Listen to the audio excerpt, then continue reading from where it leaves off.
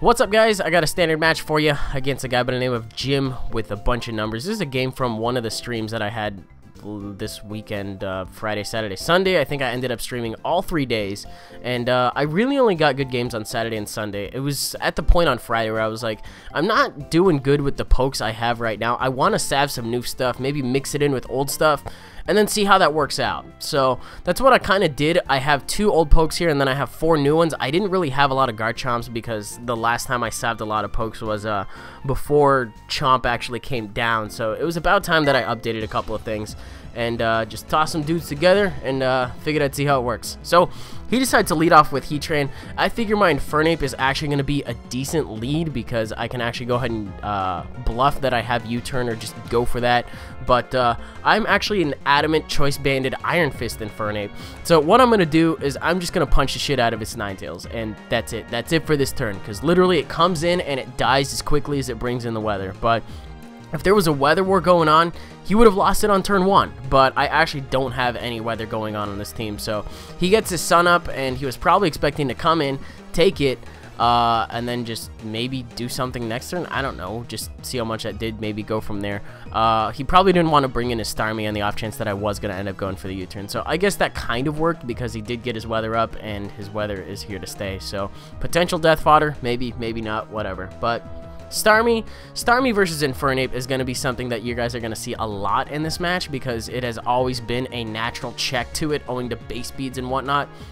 Infernape can't really touch it just because it's scared of like both of its stabs. So in the sense of dual stab, it's threatened out by it. But as long as Starmie is not on the field and, you know, out to play, I can actually bring in Infernape at any time, go for some more Choice Banded close combats. And I honestly thought right here, like, if you're remembering the team preview, we saw the Heat Train on turn 1. This is not that weird of a play, right? Because I go for the close combat thinking he's going to go into that, but hey, you know, he ends up living it and then gets up the Stealth Rocks. Honestly, I don't really mind the rocks too much because Infernape takes him neutrally, Garchomp takes him neutrally, Alakazam doesn't even take damage. I don't even know what the hell else I have. I have a Scizor, I think, and then I have a Rotom Wash. Everything is neutral except for my Tornadus T, which honestly is kind of dead weight at this point because of the sun and the 50% accurate Hurricanes. So, hey, you know, the quicker that thing dies, I guess kind of the better. Whatever. So, kind of missed out on, like, the last couple of turns, but he makes a very good play right there. Switches in his Starmie, knows that that thing is a problem for Infernape, and decides to coax me into a different poke, and he makes a double switch. Now, right here, because I have had plenty of experience with Venusaur in the past, I am kind of scared of the HP Fire. But I figure I'm going to go for the Bullet Punch, leave it in potentially to die if that is the case, because I know some people like to run it, some people don't. I see Growth, so maybe he doesn't have it, and he's going to end up having Earthquake because people like to run that for Heat Train. That kind of makes sense too. But I'm going to keep going for Bullet Punches and see what he has to do, or what he has for Scizor. Turns out he's going to go for the Earthquake. And this is actually going to do a lot more damage than I thought it was going to do. That's 50% from a Venusaur, which you would normally expect to be a special attacker. Rick kind of pointed out the damage that it did do during the stream, so I was like, holy shit. Maybe I can live this next one, potentially with lefties. I wasn't sure on what kind of damage roll he got on that last one, so I figured, you know, maybe I'll risk it, and then I'll live with, like, some silly number, like 2 or 5 or whatever. But it turns out I don't live it. That's actually really okay with me.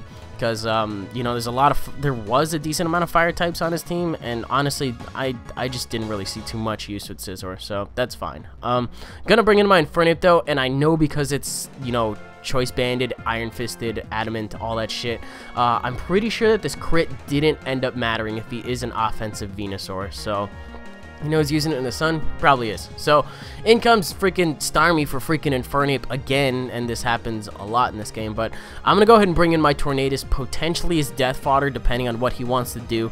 I can go for a U-turn otherwise, but I see Scald, so it's like probably defensive Starmie in the sun. That actually kind of makes a little bit of sense, but unfortunately he gets the burn, so my U-turn isn't even going to end up doing that much, but go for a U-turn anyways just to see how much it does. It does like 25%. That's Life Orb too. At least I get some regenerators, so, you know, get some added HP to be even harder to be death fodder later.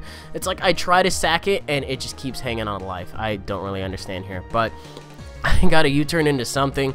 I know how much Psychic did, but to be honest, after Scizor died, I didn't really want anything else to take it. So despite what I said about me not really needing Scizor, I kind of did just to take the Psychic, but there was a chance of getting it, you know, burned by Scald, so maybe I didn't really overall. But the one thing that I do still have is my Alakazam. This is a Sash Alakazam, and I figure a Shadow Ball is gonna be enough to do the job from here, you know. It's not at full, and I know it usually ends up leaving it in the red if it's not Life Orb or boosted or anything, but it turns out it still fucking leaves him in the red. So he's gonna get off a Scald. It is Sun reduced, so it's actually not gonna end up doing that much at all. I wouldn't care whether or not he got a burn. I'm a special attacker, and I have Magic Guard anyway. My Sash is ruined, but I'm faster than a pretty large majority of his team, so I'm not too worried about it. But I make a little bit of a misplay right here. I kind of think that Fortress is still alive, so I go for an HP what I thought was Fire. So I make a double misplay, but because, well, not really double, but I fucked up in thinking that my HP was Fire. It's not even Fire, so I would have hit the Fortress for not very effective. But because I messed up on that, I saved myself on that by not giving it the Flash Fire, but it doesn't really matter too much because even if I did give him the Flash Fire, I was pretty set on the idea of switching this thing as Death Fodder. So, hey, you know, it finally dies, and it gives me a safe switch into my Infernape. Thinking about it, I really kind of wanted to go into Garchomp to finish off the game because I do still have a Scarf Chomp on this team, but he still has Conkeldurr, so I figure I might as well close combat something. If he wanted to bring in Starmie as Death Fodder, that would have been okay with me too, because I know that what was I going to say? A Mach Punch from that point, if I killed off Starmie and I was at the -1, a Mach Punch, as you guys are going to see right now, is actually not going to be able to take me out. So if he had gone for a Drain Punch afterwards, knowing that he would have taken it from there, then that could have worked out better for him and could have possibly been a different game. But instead, I live it on 11, and I'm able to actually take him out with another close combat. So give this Infernape a tie because he's putting in some work. But Starmie's going to come in, and I figure it's actually kind of reached its last leg, you know, being on 11 HP. So I just leave it in his Death Fodder. It is going to get some lefties HP back, but the thing I'm seeing now is that I do still have Scarf Chomp, so that's essentially game. You know, I'm going to outspeed him, take this thing out with an Earthquake, and then take the Heatran out with an Earthquake. Now, this is named Match Cut. It's a really funny story because I was at League, and I was watching Heather play this little girl. She's probably like 6 or 7 years old, and she would pronounce her Garchomp's Mach Cut attack when she'd go for it as Match Cut. And she did it every time until her mother came by and corrected her on the last turn that that's Mach. And she's like, no, it's not, it's Match. And it was, I don't know, it was just a really cute story. Ugh. Okay. Anyways, that's the game. I take out the Heatran, and I named a Garchomp in honor of that little pronunciation mistake. Because I didn't have any other Garchomps before this, and actually I did. They were on my Uber's boxes, but I just kind of moved them down, renamed them, did that kind of stuff. Anyway, that's a game. Hope you guys enjoyed it. If you did, you're welcome to leave a like rating, comment, and subscribe, and do your thing.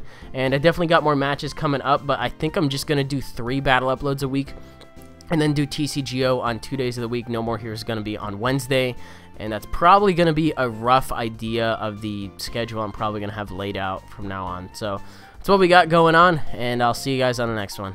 Bye.